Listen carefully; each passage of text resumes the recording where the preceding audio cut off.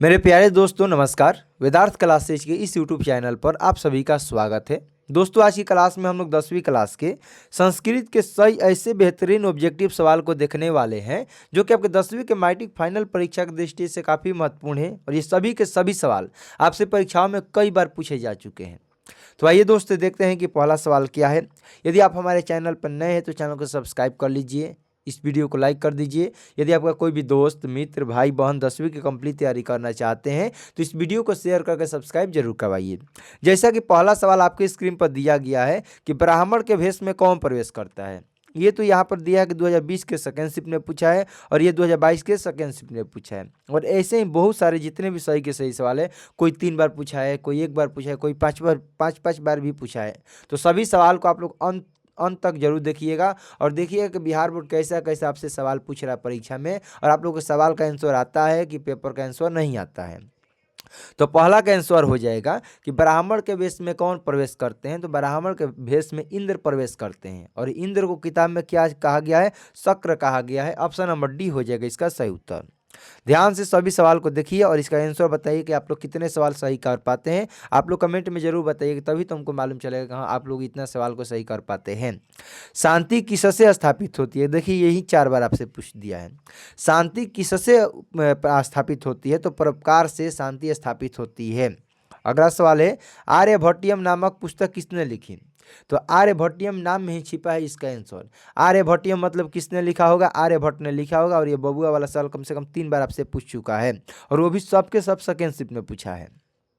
अगला सवाल है अपने और पराये की गणना कौन करता है। जो छोट बुद्धि वाले होते हैं, जो लघु चित्त वाले होते हैं, जो कम बुद्धि के होते हैं, वही कहते हैं कि अपने और पराये के बीच में फर्क संबंध करते हैं। यानी कि इसका सही उत्तर हो जाएगा इसका सही उत्तर हो जाएगा लघु संकुचित हृदय वाला, छोटा हृदय वाला, छोट बुद्धि वाला आदमी, कम बुद्धि वाला आदमी अपने और पराये के बीच की गणना करता है कि यह हमारा है, ये तुम्हारा है। जबकि उदार चरित्र वाले लोगों के लिए अपना पराया कुछ नहीं है, संपूर्ण संसार ही अपना क्या है, घर है।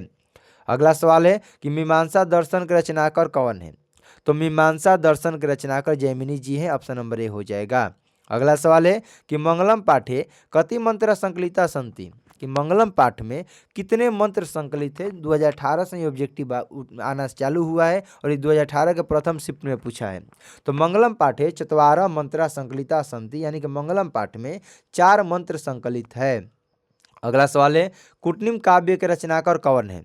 कुटनिम काव्य के रचनाकार कौन है। तो कुटनिम काव्य के दोस्तों रचनाकार है दामोदर गुप्त जी। अगला सवाल है कि काव्य मीमांसा के कवि कौन है। ये देखिए 4 बार आपसे पेपर में पूछ चुका है। काव्य मीमांसा के लेखक कौन है। तो काव्य मीमांसा के लेखक राजशेखर है।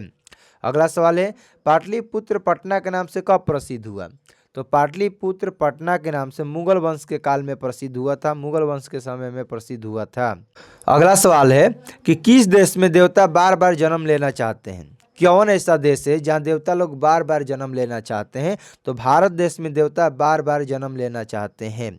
अगला सवाल है अंत्येष्टि संस्कार कब होता है। तो अंत्येष्टि संस्कार होता है कब, जब कोई व्यक्ति मर जाता है तो मरने के बाद जो क्रियाक्रम होता है उसी को अंत्येष्टि संस्कार बोला जाता है। यानी कि ऑप्शन नंबर ए हो जाएगा। ये कम से कम आपसे 4 बार पेपर में पूछ चुका है। अगला सवाल है कि संस्कार कितने होते हैं।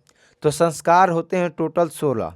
लेकिन संस्कार कितने प्रकार के होते हैं। तो संस्कार 5 प्रकार के होते हैं, जबकि संस्कार की कुल संख्या कितना होता है तो 16 होते हैं। तो दोनों को याद रखिएगा, कुल संस्कार 16 होते हैं और संस्कार को कितने भागों में बांटा गया है तो 5 भागों में बांटा गया है। अगला सवाल है कि भारत भूमि कैसी है। तो हम लोग की जो भारत भूमि है वह निर्मला है, वत्सला है और तथा विशाल भी है। यानी कि सही उत्तर हो जाएगा ऑप्शन नंबर डी, विशाल भी है, निर्मला भी है और वत्सला भी है हम लोग की भारत भूमि। अगला सवाल है अंतिम शिक्षा संस्कार का नाम क्या है। तो अंतिम शिक्षा संस्कार का नाम दोस्तों समावर्तन है। समावर्तन अंतिम शिक्षा संस्कार है। अगला सवाल है भिखनटोला गांव का नाम कहाँ है। भिखनटोला गांव कहाँ है। तो जो भिखनटोला गांव है हम लोग के बिहार राज्य में पड़ता है। ऑप्शन नंबर डी हो जाएगा इसका सही उत्तर। अगला सवाल है आप लोग धाई धाई सवाल के आंसर बताते रहिए और आप देखिए कैसे कैसे सवाल पूछ रहा है। स्वामी दयानंद का जन्म किस गांव में हुआ। तो स्वामी दयानंद का जन्म गुजरात प्रदेश के टंकारा नामक गांव में हुआ था। टंकारा, टंकापुर नहीं, गुजरात प्रदेश के टंकारा नामक गांव में हुआ था। आप लोग टंकापुर मार के मत आ जाइएगा। अगला सवाल है मंदाकिनी वर्णम पाठ के कवि कौन है? तो मंदाकिनी वर्णन पाठ के कवि वाल्मीकि जी है। ऑप्शन नंबर बी हो जाएगा इसका सही उत्तर। अगला सवाल है व्यार्गपति कथा किस ग्रंथ से लिया गया है? तो व्यार्गपति का जो कथा है वह हितोपदेश कहानियों से लिया गया है। अगला सवाल है भिखनटोला गांव कौन देखने आया था? तो भिखनटोला गांव को एक नवीन दृष्टि संपन्न शिक्षक देखने आए थे, एक अध्यापक देखने आए थे। ऑप्शन नंबर बी हो जाएगा। अगला सवाल है महतराम भिक्षा याचे, यह किसकी उक्ति है? महतराम भिक्षा याचे, मुझे एक बड़ी भिक्षा चाहिए, मुझे एक बहुत बड़ी भिक्षा चाहिए, यह किसने कहा था? तो वह इंद्र ने कहा था कि मुझे बहुत बड़ा भिक्षा चाहिए। और यह किसकी उक्ति है? तो यह शक्र की उक्ति है, इंद्र की उक्ति है। अगला सवाल है किसके काल में पाटलिपुत्र की रक्षा व्यवस्था और शोभा उत्कृष्ट थी? तो चंद्रगुप्त मौर्य के शासन काल में पाटलिपुत्र की रक्षा व्यवस्था और शोभा उत्कृष्ट थी। ऑप्शन नंबर ए हो जाएगा चंद्रगुप्त मौर्य। अगला सवाल है कि सिखों के 10वें गुरु कौन थे? तो सिखों के 10वें गुरु गुरु गोविंद सिंह जी थे। ऑप्शन नंबर सी हो जाएगा। अगला सवाल है अलस कथा पाठ के रचयिता कौन है? तो अलस कथा पाठ के रचयिता विद्यापति जी हैं। ऑप्शन नंबर ए हो जाएगा इसका सही उत्तर। अगला सवाल है वीरेश्वर कौन था? वीरेश्वर कौन था? तो वीरेश्वर मिथिला के मंत्री जी थे। मंत्री जी का नाम था दोस्तों वीरेश्वर। और वो कैसे थे? वो दानशील प्रवृत्ति के व्यक्ति थे। तो वीरेश्वर थे मिथिला के मंत्री। वो कैसे थे? तो वो दानशील प्रवृत्ति के थे, इसको याद रखिएगा। अगला सवाल है कि ऋग्वेद में कितनी महिला ऋषिकाओं का वर्णन किया गया है? तो ऋग्वेद में टोटल 24 महिला ऋषिकाओं का वर्णन किया गया है। ऑप्शन नंबर ए हो जाएगा इसका सही उत्तर 24। अगला सवाल है कि संस्कार प्रायः कितने प्रकार के होते हैं? तो अभी हमने आपको बताया जो संस्कार होते हैं वो टोटल कितने होते हैं? 16 होते हैं। कुल संस्कार 16 होते हैं, लेकिन कितने भागों में बांटा गया है? तो संस्कार को 5 भागों में बांटा गया है। ऑप्शन नंबर बी हो जाएगा। अगला सवाल है कि शैशव अवस्था में कितने संस्कार होते हैं? 2018, 19, 20, 21, 23 सब में पूछा है। शैशव में 6 होता है, शैशव में 6 होता है। अगला सवाल हो जाएगा कि देखिए कैसे नीति श्लोक का पाठ भारत के किस पर्व से लिया गया है? नीति श्लोक का पाठ महाभारत के किस पर्व से लिया गया है? तो नीति श्लोक का पाठ महाभारत के उद्योग पर्व से लिया गया है। अगला सवाल है दलित ग्रामवासी पुरुष की कथा कौन है? तो दलित ग्रामवासी पुरुष की कथा का नाम है कर्मवीर कथा। कर्मवीर कथा दलित ग्रामवासी पुरुष की कथा है। अगला सवाल है स्वामी दयानंद का जन्म कब हुआ था? तो स्वामी दयानंद के जन्म 1824 ईस्वी को गुजरात प्रदेश के टंकारा नामक गांव में हुआ था। अगला सवाल है कि मंदाकिनी वर्णन पाठ किस ग्रंथ से संकलित है? मंदाकिनी वर्णन पाठ किस ग्रंथ से संकलित है? तो यह रामायण से संकलित है। अगला सवाल है इदम स्वर्णम कंगनम गृहात, इधर आओ और इस कंगन को ग्रहण करो, ऐसा किसने कहा? इधर आओ इस सोने के कंगन को ग्रहण करो, यह किसने कहा? तो बाघ ने कहा कि इधर आओ और इस सोने के कंगन को ग्रहण करो। अगला सवाल है कर्णस्य दानवीरता पाठक कुत संकलित। कर्ण की दानवीरता की जो कथा है यह कहाँ दिया गया है? तो कर्ण की दानवीरता का कथा महाभारत के कर्ण भार में दिया गया है।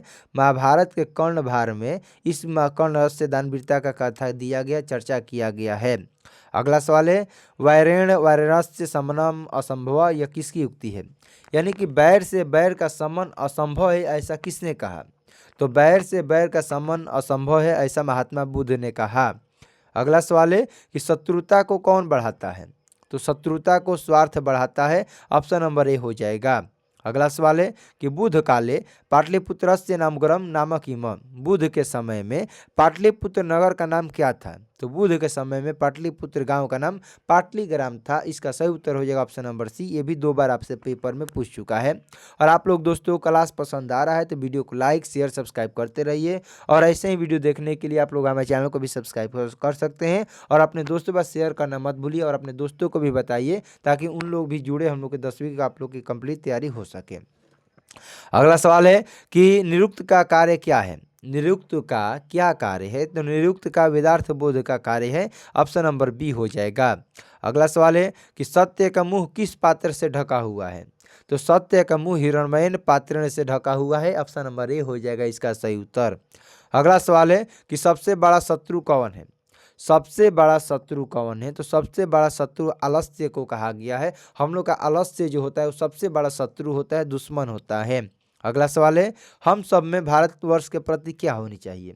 तो हम लोगों को अपने देश के प्रति देशभक्ति होनी चाहिए। ऑप्शन नंबर डी हो जाएगा, इसको पढ़ने की ज़्यादा जरूरत नहीं था। अगला सवाल है, विजयांका का काल किस शतक में माना गया है? तो विजयांका का काल 8वीं शताब्दी में माना गया है। अगला सवाल है, विदुर नीते संकलित पाठस्य नाम किम अस्ति? विदुर जी के द्वारा संकलित लिखा गया पाठ का नाम क्या है? तो विदुर जी के द्वारा लिखा गया पाठ का नाम है नीति श्लोका। नीति श्लोका विदुर नीति से लिया गया है। अगला सवाल है कि राम प्रवेश राम ने किस परीक्षा में विश्वविद्यालय में प्रथम स्थान प्राप्त किया था? तो राम प्रवेश राम ने स्नातक की परीक्षा में प्रथम स्थान प्राप्त किया था। अगला सवाल है, स्वामी दयानंद का बचपन का नाम क्या थी? कितना बार पूछ चुका है भाई साहब? 5 बार पूछा है। स्वामी दयानंद के बचपन का नाम क्या था? तो स्वामी दयानंद के बचपन का नाम मूल शंकर था। ऑप्शन नंबर बी हो जाएगा इसका सही उत्तर। अगला सवाल है कि नीति श्लोक का पाठ महाभारत के किस पर्व से संकलित है? नीति श्लोक का पाठ महाभारत के किस पर्व से संकलित है? तो महाभारत के उद्योग पर्व से नीति श्लोक का पाठ संकलित है। अगला सवाल है, बूढ़े बाघ के हाथ में क्या था? तो बूढ़े बाघ के हाथ में सोने का कंगन था। बूढ़े बाघ के हाथ में सोने का कंगन था और इसी लालच के कारण पति को क्या कर डाला? मार डाला। अगला सवाल है कि सत्य का मुख किससे ढका हुआ है? तो सत्य का मुख सोने के पात्र से ढका हुआ है। अगला सवाल है, नीतिकार आलस्य को क्या मानते हैं? नीतिकार आलस्य को क्या मानते हैं? तो नीतिकार आलस्य को अपना दुश्मन मानते हैं, शत्रु मानते हैं। अगला सवाल है कि शंकर चरित्र के रचनाकार कौन है? तो शंकर चरित्र के रचनाकार पंडित छामाराव जी हैं। पंडित छामाराव जी ने शंकर चरित्र की रचना की थी। अगला सवाल है कि सतत प्रियवादी लोग कैसे होते हैं?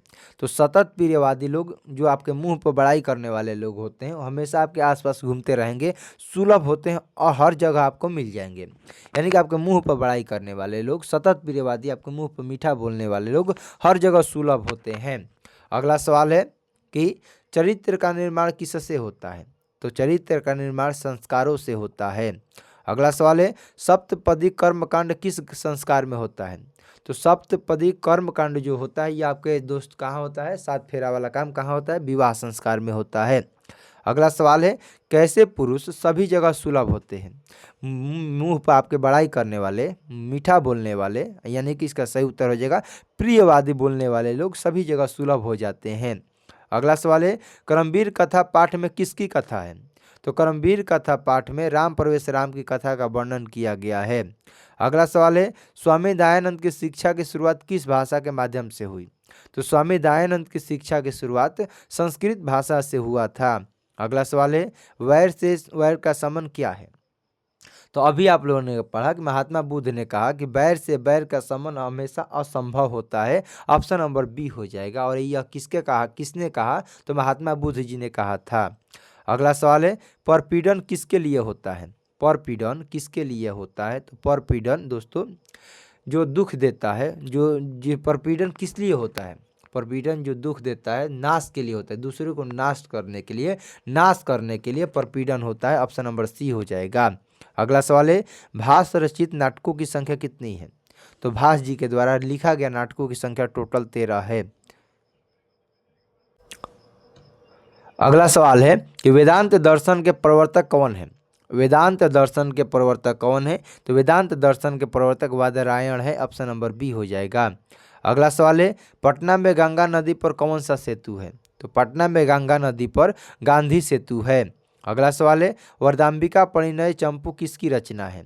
तो वरदाम्बिका परिणय चंपू तिरुमलांबा जी की रचना है। इसका सही उत्तर हो जाएगा ऑप्शन नंबर सी, वरदाम्बिका परिणय चंपू यह तिरुमलांबा जी की रचना है।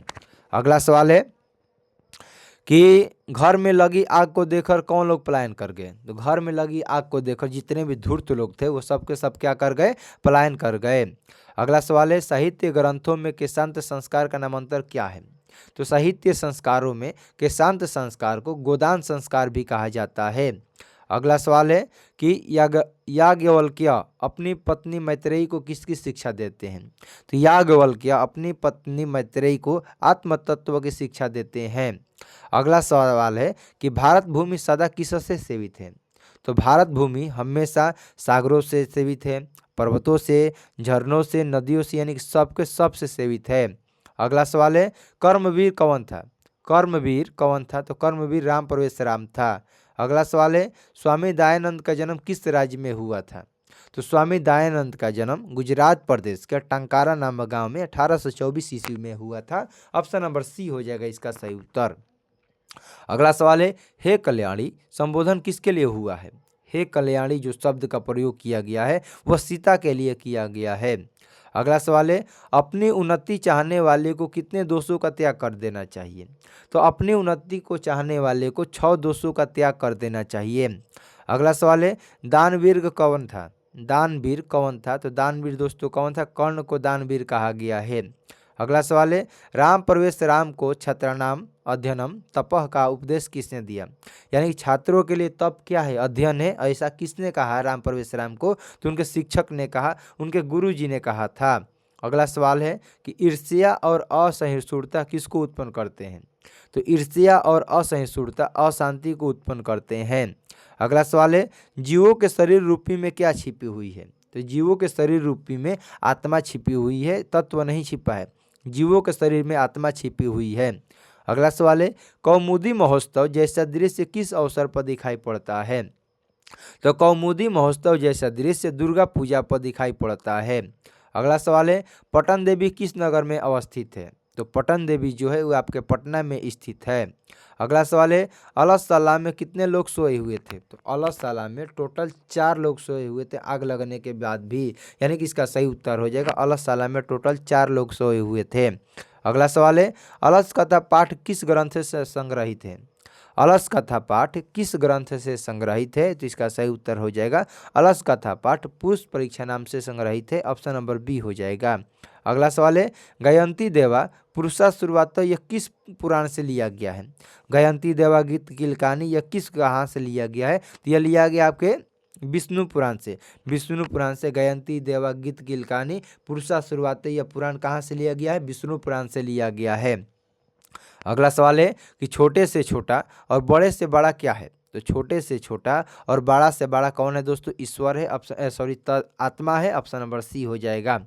अगला सवाल है कि नरक के कितने द्वार हैं? तो नरक के 3 गो द्वार होता है, एगो काम, एगो क्रोध, एगो लोभ। नरक के 3 द्वार होते हैं, काम, क्रोध, लोभ। अगला सवाल है कि आर्य समाज संस्था के संस्थापक कौन थे? तो आर्य समाज संस्था के संस्थापक स्वामी दयानंद थे। आर्य समाज संस्था के संस्थापक स्वामी दयानंद थे। अगला सवाल है सीता को विशालाक्षी किसने संबोधित किया? तो सीता को विशालाक्षी भगवान राम ने कहा था। सीता को विशालाक्षी हे कल्याणी, विशालाक्षी हे कल्याणी सब भगवान राम ने कहा था। अगला सवाल है कि कर्ण के पास भिक्षा मांगने कौन आया? तो कर्ण के पास भिक्षा मांगने के लिए इंद्र आए थे। इंद्र को क्या कहा गया? तो शक्र भी इंद्र को कहा जाता है। अगला सवाल है गोलघर कहाँ है? तो गोलघर पटना में है। अगला सवाल है मैथिली भाषा के कवि कौन है? तो मैथिली भाषा के कवि कौन है दोस्तों? विद्यापति जी हैं। ऑप्शन नंबर बी हो जाएगा इसका सही उत्तर। मैथिली भाषा के कवि विद्यापति जी है।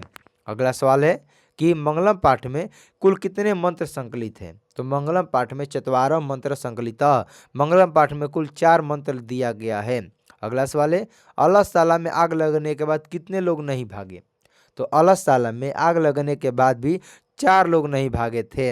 अगला सवाल है पाणिग्रहण किस संस्कार में होता है? यानी कि हाथ रखकर बांधकर ये जो होता है वो किस संस्कार में होता है? तो ये विवाह संस्कार में होता है। पाणिग्रहण जो संस्कार होता है वह विवाह संस्कार में होता है। अगला सवाल है कि लक्ष्मी किसके पास जाती है? तो जो लक्ष्मी होती है वह परिश्रमी लोगों के पास जाती है।